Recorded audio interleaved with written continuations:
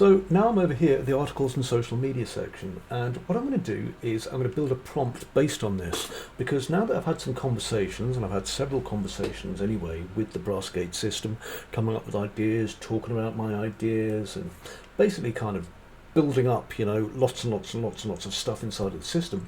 What I'm going to do is I'm going to compose a prompt just so I can build some social media about what's happening, okay, and keep this grounded in reality. So you'll notice we can, click hedge on certain facts. Now 99% of the time it's going to be given us certain facts anyway, but by hedging on certain facts we can make sure it's only citing what it is that we need it to cite.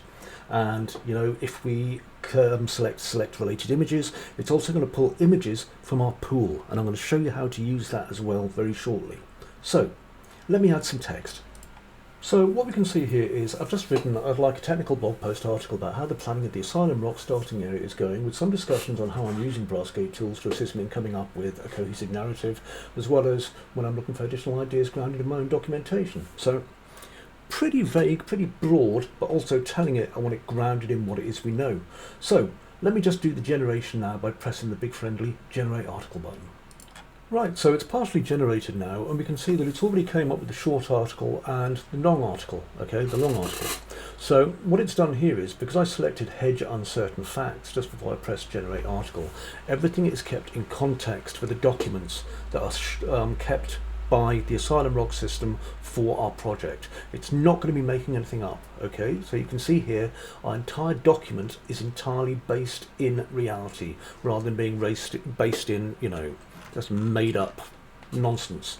Now we can give it more of an imagination if I turn off hedging uncertain facts, so this is entirely up to you. A lot of it depends on exactly how much information you've got stored. Now I've got 11 large documents stored, one of which is very large, and these are all my contextual documents. So in that instance, really it's up to your common sense on what you think will work. The system will tell you if it doesn't have enough information though. Now I've unpaused a little bit longer because sometimes this takes a moment or two, and what this has also done is it's gone and looked through all of the images that belong to my project, and it's pulled down all of these images that it thinks may be relevant to go with my article.